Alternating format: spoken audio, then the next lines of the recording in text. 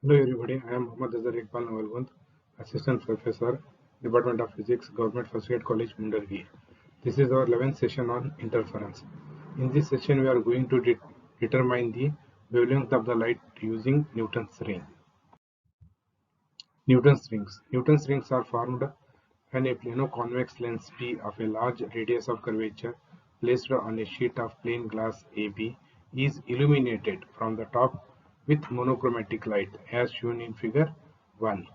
The combination forms a thin circular air film of variable thickness in all directions around the point of contact of the lens and the glass plate. The air film is circular, center is O. The interference fringes are observed in the form of a series of concentric rings with their center at O. Newton originally observed these concentric circular fringes and hence they are called Newton's rings.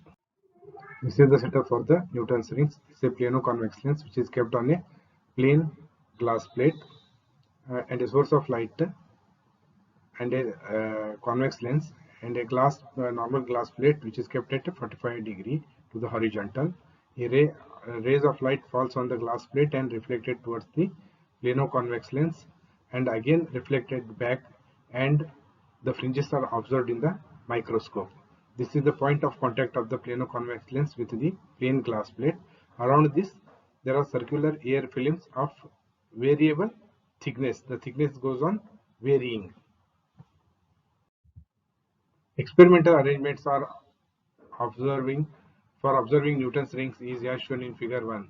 A monochromatic light from an extended source S is rendered parallel by a convex lens L. It is incident on a glass plate inclined at an angle of 45 degree to the horizontal and is reflected normally down onto a plano-convex lens placed on a flat plain glass plate. Part of the light incident on the system is reflected from the glass to air boundary, say from point D, as shown in figure 2. Now, a ray of light which falls on the plano-convex lens and a plain glass plate. First, it incident on the plano-convex lens at point D. It is reflected towards 2, and partially it is refracted or transmitted towards the plain glass plate, and again at point J it is reflected towards the ray 1. The remainder of the light is transmitted through the air film. It is again reflected from the air to glass boundary, say from point J. The two rays reflected from the top and bottom of the air film are divided through division of amplitude from the same incident ray CD and are therefore coherent. The rays 1 and 2 are close to each other and interfere to produce bright and dark fringes. Brightness or darkness depends on the path difference between the two reflected light rays, which in turn depends on the thickness of the air film at the point of incidence. Determination of wavelength of light using Newton's ring. A plano-convex lens of large radius of curvature, say about 100 centimeter, and a flat glass plate are cleaned. The lens is kept with its convex face on the glass plate. The system is held under a low-power traveling microscope kept before a sodium vapor lamp.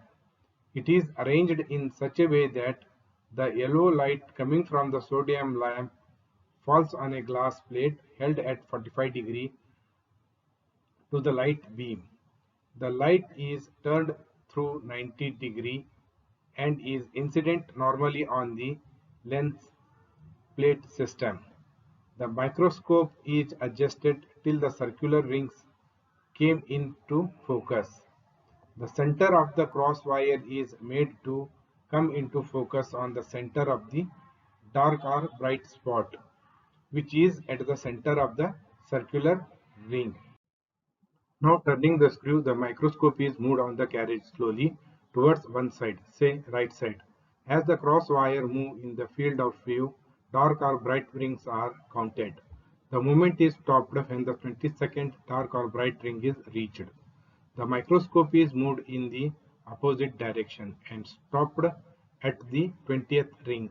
The vertical crosswire is made tangential to the 20th ring and the reading is noted with the help of the scale graduated on the carriage. Thus, starting from the 20th ring, the tangential position of the 18th, 16th, 14th up to 4th dark or bright rings are noted down. Now the microscope is moved quickly to the left side of the ring system and it is stopped at the 4th dark or bright ring. The cross wire is again made tangential to the 4th dark ring and its position is noted. Thus, starting from the 4th ring, the tangential position of the 6th, 8th, 10th up to 20th dark or bright rings are noted down. The difference between the rings on right and left side of the 4th dark or bright ring gives the diameter value. The procedure is repeated till 20th ring is reached and its readings are noted. From the value of the diameters, the squares of the diameters are calculated. A graph is plotted between dm square and the ring number m. A straight line graph is obtained as shown in figure. This is dm square and this is number of fringes. We will get the straight line. We have dn square is equal to 4n lambda r. Similarly, dm square is equal to 4m lambda r. Therefore, dn square minus of dm square is equal to 4n lambda r minus of 4m lambda r. Therefore, dn square minus dm square is equal to bracket of n minus m bracket complete 4 lambda r.